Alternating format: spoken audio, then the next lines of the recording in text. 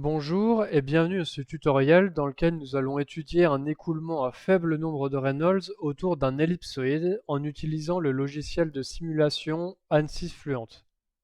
Cette étude se concentrera principalement sur l'évolution du coefficient de traînée de cet ellipsoïde en fonction de son aplatissement. On va fixer le Reynolds de l'écoulement à 0,1 car une fois la simulation terminée, on va comparer nos résultats avec des fonctions théoriques, fonctions qui sont définies pour un Reynolds donné. Ce problème nécessite l'utilisation d'un maillage 3D. Afin d'optimiser le nombre de mailles, on va utiliser un maillage en croix hybride, avec un domaine non structuré proche de l'ellipsoïde et un domaine étendu structuré. Cette approche est inspirée par l'article de Ali Vakil et Sheldon E. Green, Coefficient de traînée et de portance de cylindres circulaires finis inclinés à nombre de Reynolds modéré.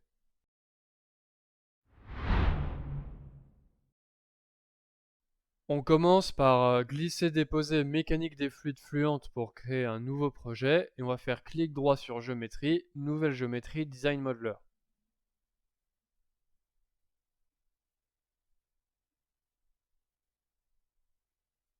On vérifie que l'unité est bien en mètres et on va créer notre première esquisse dans le plan XY. Cette première esquisse sera celle de l'ellipse, dont les dimensions sont définies par A, le demi-grand axe, et B, le demi-petit axe. Ce qui va nous intéresser dans notre cas, c'est le rapport entre les dimensions de ces deux axes, parce qu'on veut tracer une ellipse d'un rapport B sur A de 0,1. Donc on aura A égale à 0,5 m et B égale à 0,05 m.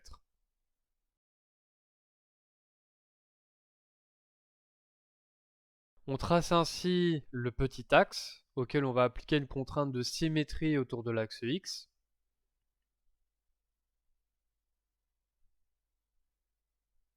Puis on trace le grand axe, et enfin notre ellipse.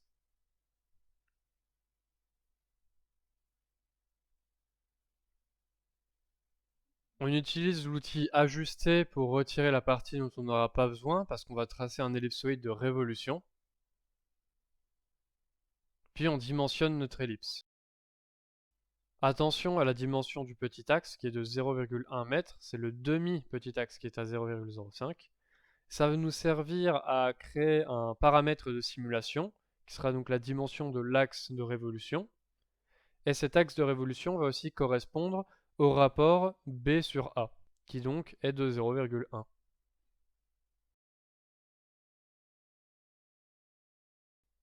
Et maintenant, on peut tracer notre ellipsoïde.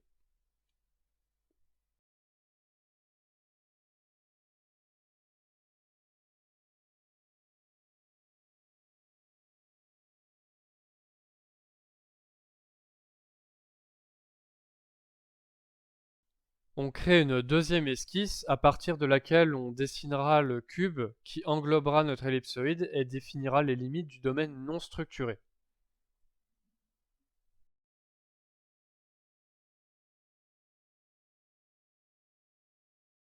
Ce cube sera de 2 mètres de côté, centré sur l'origine.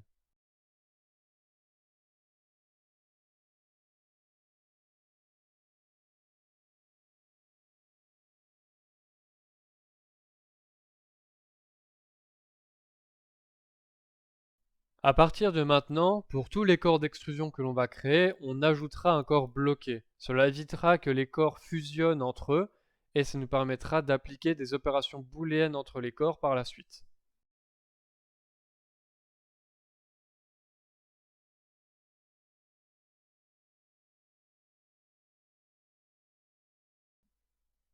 Étant donné que notre géométrie va contenir un certain nombre d'éléments, je vous conseille de renommer chaque nouvel élément que vous créez afin de vous y retrouver plus facilement.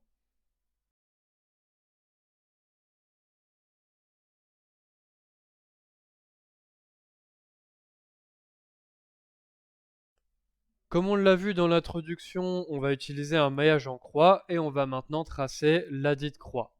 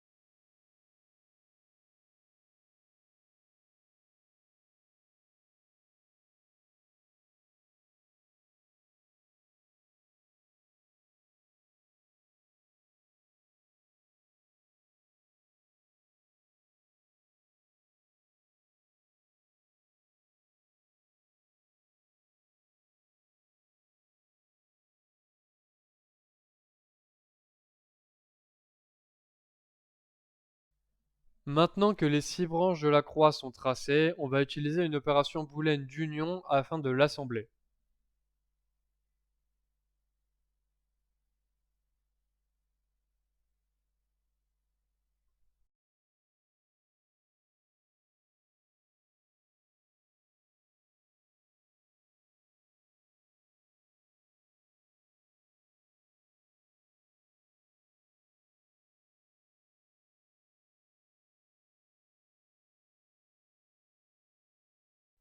Il nous reste la dernière partie du domaine à tracer, c'est le grand pavé qui va tout englober.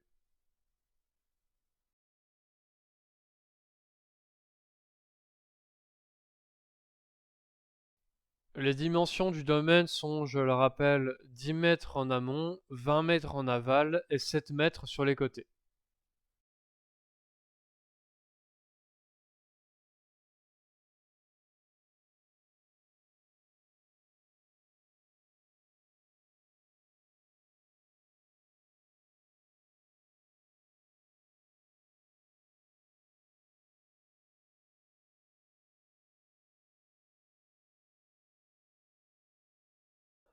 Désormais, on a toutes les zones de notre géométrie, mais elles se superposent en certains endroits. Donc on va utiliser des opérations booléennes de soustraction en conservant l'outil corps afin de les séparer.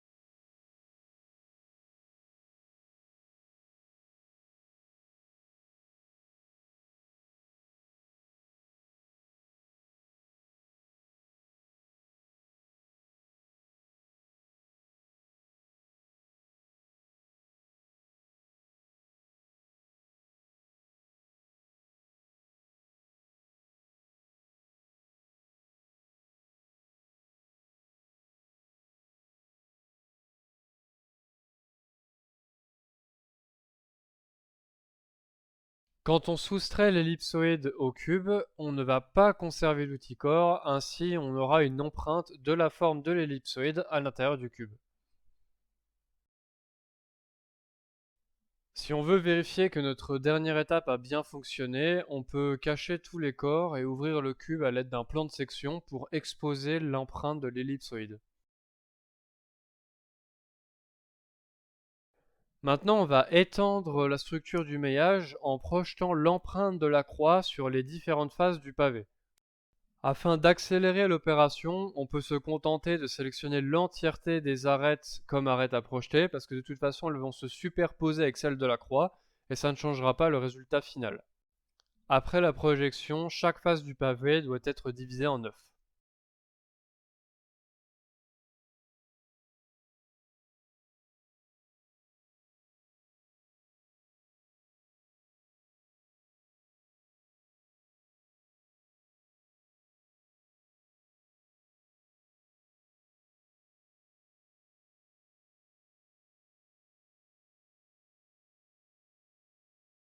On en a fini avec les projections, maintenant on va regrouper tous les éléments de notre géométrie à l'intérieur d'une même pièce.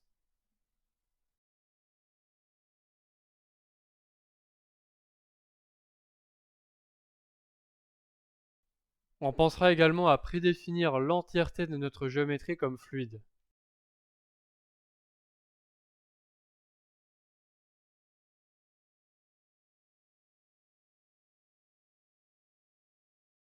Il ne nous reste plus qu'une étape avant de pouvoir passer au maillage, c'est diviser la face de l'empreinte de l'ellipsoïde en deux. Cette étape peut paraître futile, mais si jamais on ne la réalise pas, on ne pourra simplement pas générer de maillage.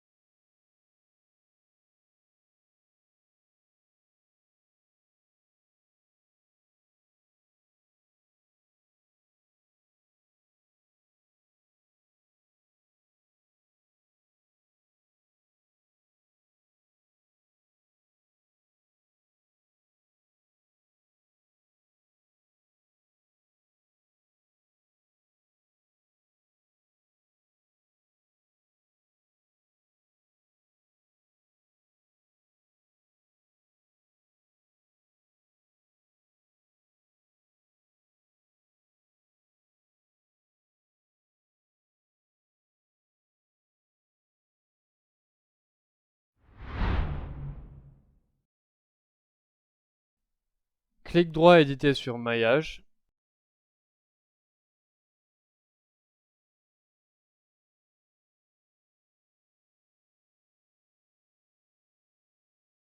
La première chose que l'on va faire une fois que le mailleur est ouvert, c'est définir un plan de section qui passe par l'ellipsoïde. En effet, étant donné qu'on maille un objet 3D, on va vouloir voir ce qui se passe à l'intérieur du maillage, notamment au niveau de notre profil. On va commencer par 3 contraintes de dimensionnement, chacune contenant toutes les arêtes d'une certaine dimension. Pour se simplifier la tâche, on va activer la vue filaire. Alors cette étape peut paraître un peu rébarbative et compliquée, mais en réalité il suffit d'incliner notre géométrie et ensuite on clique à la suite sur toutes les arêtes de même longueur.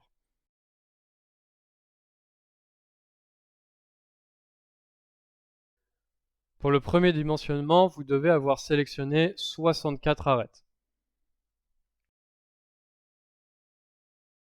On va utiliser 20 divisions avec un comportement imposé et une division non uniforme de rapport 6.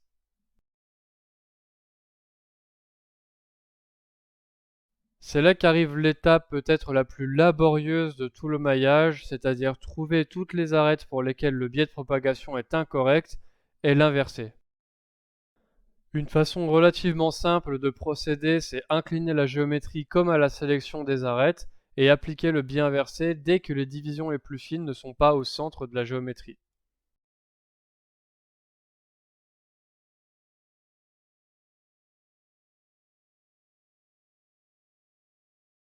Au final, vous devrez utiliser le biais inversé sur 32 arêtes, soit la moitié de la sélection. Ce que l'on vient de faire avec toutes les arêtes de 6 mètres de long, on va le faire avec toutes les arêtes de 9 mètres, puis toutes les arêtes de 19 mètres. Faites attention à bien sélectionner le même nombre d'arêtes que dans l'exemple pour chaque étape.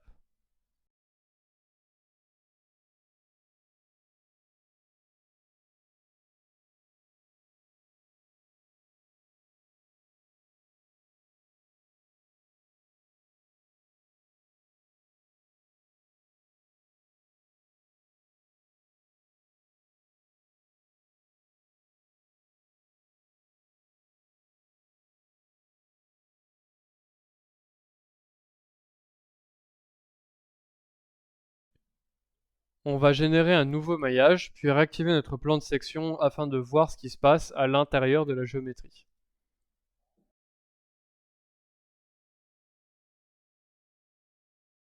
Ça commence à ressembler à quelque chose au niveau de la croix, par contre le maillage du pavé n'est pas du tout structuré, donc on va devoir rajouter une méthode de maillage.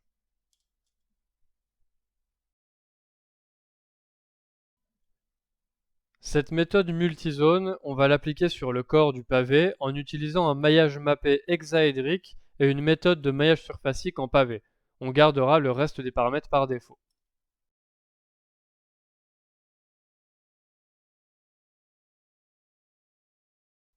On obtient finalement notre maillage hybride structuré partout sauf dans un cube autour de l'ellipsoïde, mais il nous reste encore un peu de dimensionnement à faire.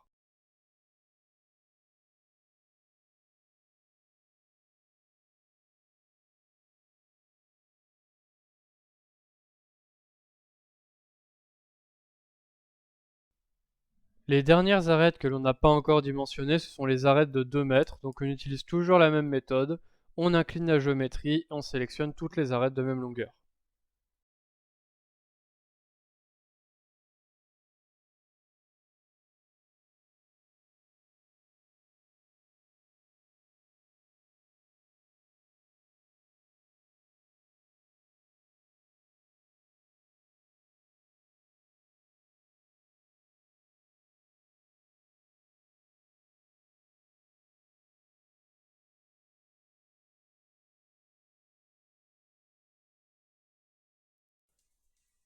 Maintenant, il ne nous reste plus qu'une chose à dimensionner, c'est la face de l'ellipsoïde.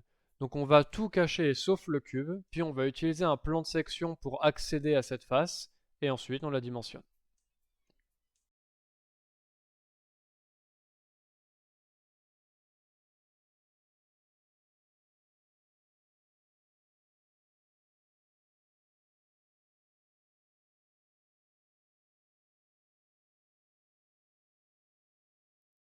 Puisque c'est une face, on ne peut plus utiliser le nombre de divisions. Donc, on va prendre une taille des éléments de 3 fois 10 puissance moins 2 mètres, avec un comportement dirigé cette fois-ci, afin de pouvoir modifier le taux de croissance. Ce taux de croissance que l'on va fixer à 1,1, il va en fait contrôler la vitesse à laquelle les mailles vont grossir entre la surface de l'ellipsoïde et les bordures du cube.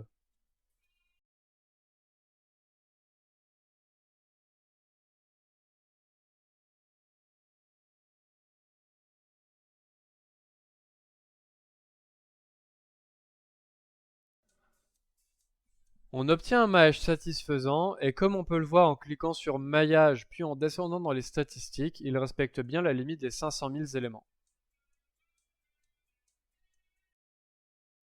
Cependant, on peut encore peaufiner le réglage du rapport des divisions non uniformes afin que toutes les mailles en contact avec la zone non structurée soient de même dimension.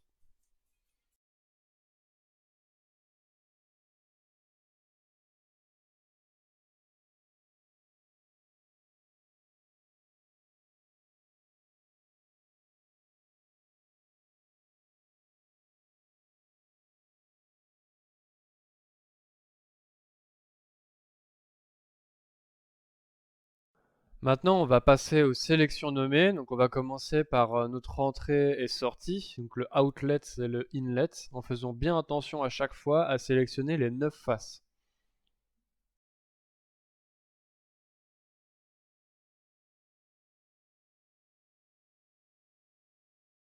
Ensuite, c'est au tour des murs mobiles qu'on va nommer moving walls.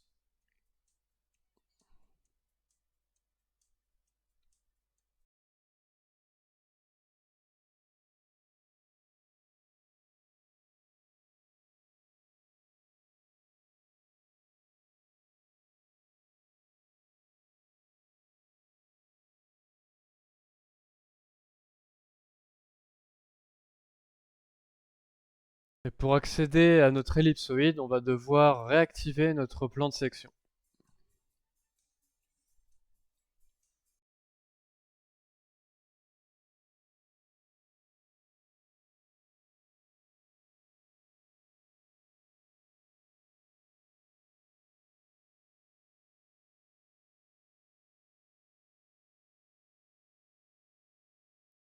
Si on clique sur la sélection nommée de l'ellipsoïde, on peut voir l'aire en surface maillée. Et il va être intéressant de comparer cette aire maillée avec l'aire réelle d'une ellipsoïde de même dimension afin de juger de la qualité du maillage.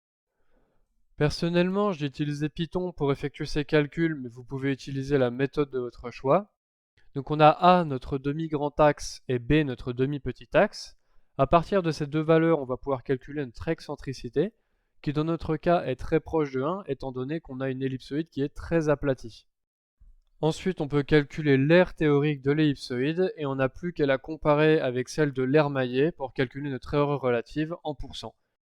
On est à 0,6% et c'est tout à fait acceptable. Maintenant, on n'a plus qu'à mettre à jour notre maillage et on va pouvoir passer à la configuration de la solution.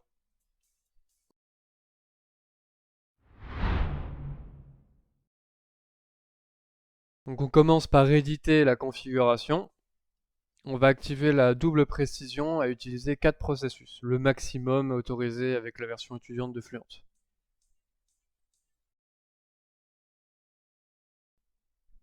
La première chose qu'on fera quand le mailleur sera ouvert, c'est vérifier le maillage. C'est important de le faire, surtout quand on a des maillages un peu complexes comme dans notre cas.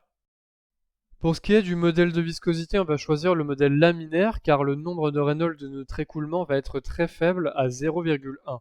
Dans la suite, je vous montrerai quels paramètres on va régler afin d'obtenir ce nombre de Reynolds. Premièrement, on va changer les propriétés de notre fluide en passant sa densité à 1 et sa viscosité à 0,46416. Pourquoi est-ce qu'on fait ça? Alors d'abord, rappel sur le nombre de Reynolds. RE égale ρ du sur mu, avec ρ et mu respectivement les densités et viscosité dynamique de notre fluide. D, c'est une longueur caractéristique liée à l'écoulement, et U, c'est la vitesse de l'écoulement. Dans notre cas, cette longueur caractéristique D, ça sera le diamètre équivalent de notre ellipsoïde. Ce diamètre équivalent, on va le calculer avec la formule suivante, donc D équivalent égale racine cubique de 8a carré fois B, avec A et B respectivement les demi-grands axes et demi-petits axes de l'ellipsoïde. Donc maintenant qu'on sait tout ça, on peut faire en sorte que la valeur de notre nombre de Reynolds soit égale à celle de la vitesse de l'écoulement en mètres secondes. Donc on va fixer ρ à 1, mu, on va lui donner la même valeur que diamètre équivalent, ainsi RE sera égal à U égale à 0,1. Comme vous l'aurez peut-être deviné, la valeur de ce diamètre équivalent c'est 0,46416. Cependant, ce diamètre équivalent, il n'est pas fixe parce que si on modifie les paramètres de l'ellipsoïde, si par exemple on veut modifier son rapport B sur A, le diamètre équivalent va changer également. Donc on va créer un paramètre qui va s'appeler viscosité dynamique, et quand on lancera l'étude paramétrique, on fait en sorte que cette viscosité dynamique soit toujours égale au diamètre équivalent de l'ellipsoïde étudié. On a plusieurs zones dans notre domaine, donc on va vérifier qu'elles sont bien toutes constituées d'air, même si, étant donné qu'on n'a qu'un seul fluide dans notre simulation, du moment qu'il est écrit fluide devant le nom de domaine, c'est bon. Ensuite, on va passer aux conditions limites qu'on va utiliser pour fixer la vitesse de notre écoulement, donc U égale à 0,1. À partir de cette vitesse, on va créer un paramètre d'entrée de la simulation. Ainsi, on pourra l'appliquer à toutes les autres conditions limites qui utilisent cette vitesse. Et si jamais on veut modifier le nombre de Reynolds de l'étude, on pourra simplement modifier le paramètre. Alors attention, on a deux inlets car notre sélection nommée inclut une face du pavé et une face de la croix amont.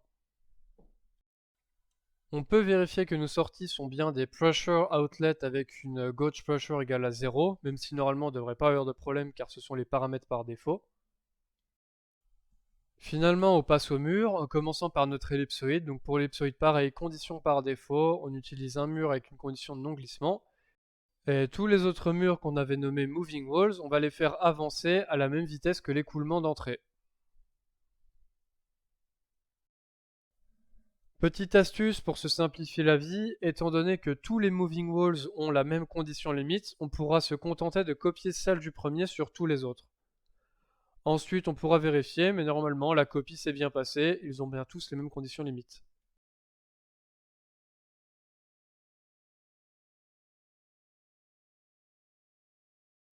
Pour les valeurs de référence, on va utiliser celles de l'inlet. Les études de CFD traitant de cas similaires utilisent souvent l'algorithme simple, donc on va faire de même ici, en gardant le reste des paramètres de la méthode par défaut. Maintenant, pour pouvoir récupérer les valeurs qui nous intéressent, on va créer un rapport sur la force de traînée qu'on écrira dans la console et à partir duquel on créera un paramètre de sortie. Évidemment, cette force de traînée, elle est calculée au niveau de l'ellipsoïde.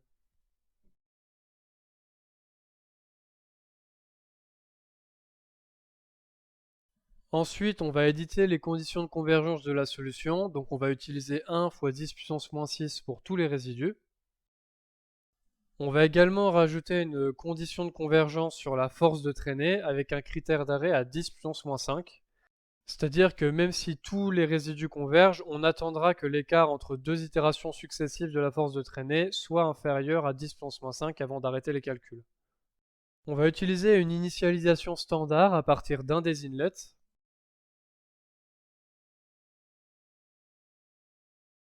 Enfin, on va fixer le nombre d'itérations maximum à 5000 et on lance les calculs.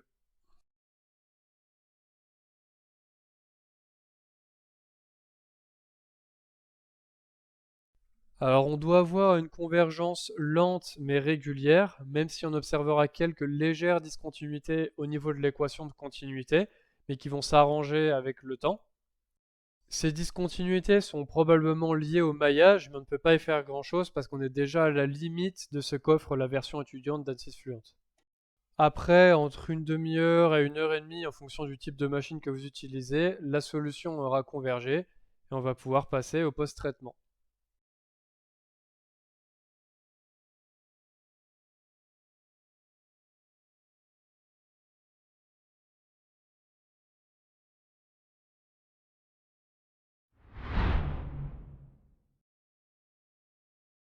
On va commencer par une approche qualitative en étudiant les contours de vélocité dans notre domaine.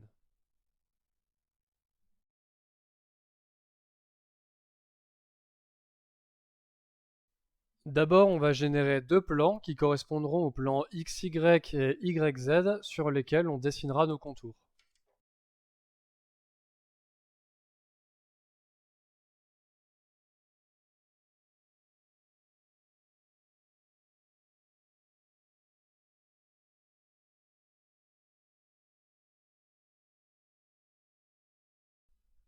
Dans le menu déroulant Location, on choisira les plans 1 et 2. Le paramètre que j'ai choisi de représenter, c'est la vélocité, car dans notre cas d'étude, c'est celui qui présentait le plus fort contraste et donc qui rendait le mieux visuellement. Mais ce type de représentation graphique, on peut l'utiliser pour énormément de paramètres différents, comme par exemple la pression ou la température. L'intérêt dépend du cas d'étude. Pour éviter cet effet de superposition et mieux voir vos contours, je vous conseille de désactiver les plans, simplement en les décochant une fois que vous êtes certain qu'ils sont bien au bon endroit.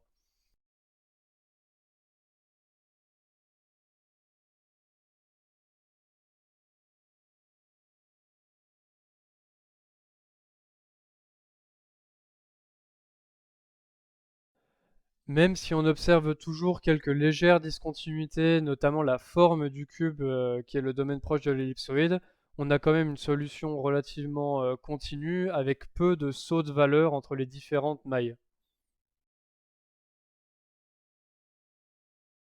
Comparativement, je vais vous montrer le résultat que j'avais obtenu précédemment avec ce maillage, donc qui est un maillage en croix mais entièrement non structuré.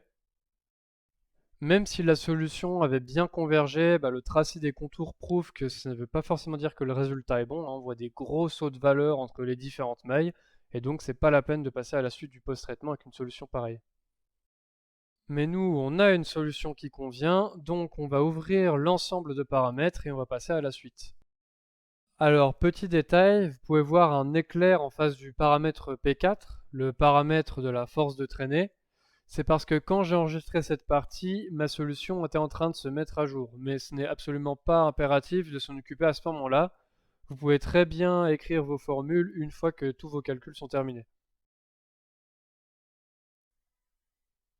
Donc on va écrire tous nos paramètres dérivés des paramètres d'entrée et sortie de notre simulation, en commençant par le diamètre équivalent, dont on a déjà vu la formule. Dans la formule qu'on est en train d'écrire, P1 sur 2, cela correspond à B, le demi-petit axe.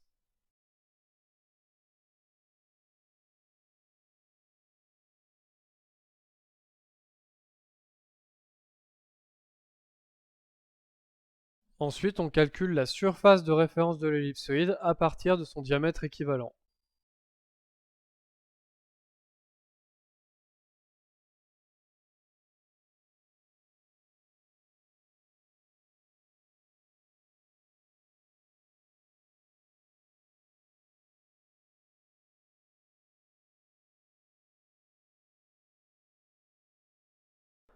Maintenant, on a tout ce qu'il nous faut pour calculer notre coefficient de traînée. Donc Fx, c'est la force de traînée, ça sera notre paramètre P4. S, la surface de référence, le paramètre P6. Et V, la vitesse de l'écoulement, le paramètre P3.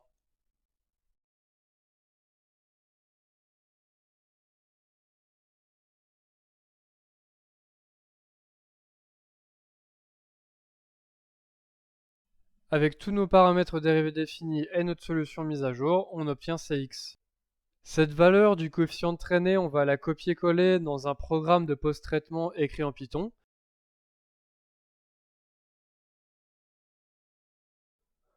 Faites bien attention à remplacer la virgule par un point, sinon le programme pensera qu'il y a deux valeurs d'entrée. Quand on lance le programme, on obtient deux choses, la valeur théorique du Cx, donc celle qu'on est censé obtenir, et un écart relatif entre cette valeur et la valeur de notre simulation. Alors 8% c'est loin d'être idéal, mais avec la limitation en nombre de mailles de la version étudiante de Fluent, je n'ai pas réussi à avoir de meilleurs résultats. Les formules utilisées dans ce programme pour calculer le CX théorique proviennent d'un article de Rafi Kouchen intitulé Simulation numérique et modélisation des forces hydrodynamiques et du couple agissant sur des sphéroïdes aplatis individuels. Il y aura un lien vers cet article en description. Il peut également être intéressant de tracer l'évolution de ce coefficient de traînée théorique en fonction du rapport B sur A de l'ellipsoïde. Ainsi, si jamais on réitère la simulation pour d'autres valeurs de B sur A, on pourra tracer les points et les comparer avec l'évolution de la courbe théorique. Si vous utilisez Spider pour la première fois et que vos graphiques vous semblent un peu pixelisés, vous pouvez aller dans les préférences pour augmenter leur résolution.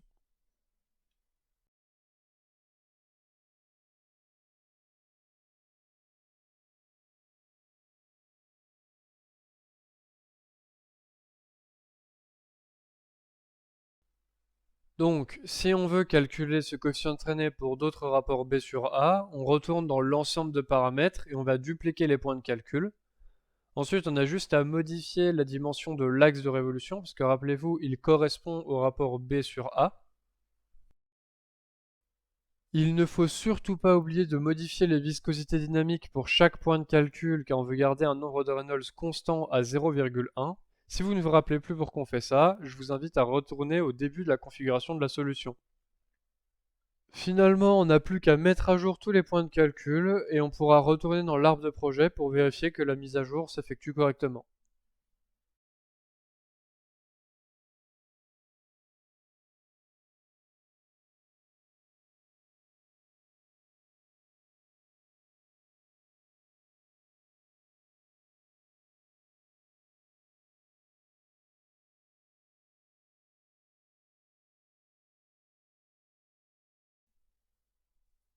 Une fois tous les calculs terminés, on n'a plus qu'à copier-coller les valeurs de CX dans le programme de post-traitement, créer des nouveaux points et on obtiendra cette figure. On a une erreur plutôt constante, même si elle a tendance à augmenter un peu avec lambda, elle est entre 7 et 9%.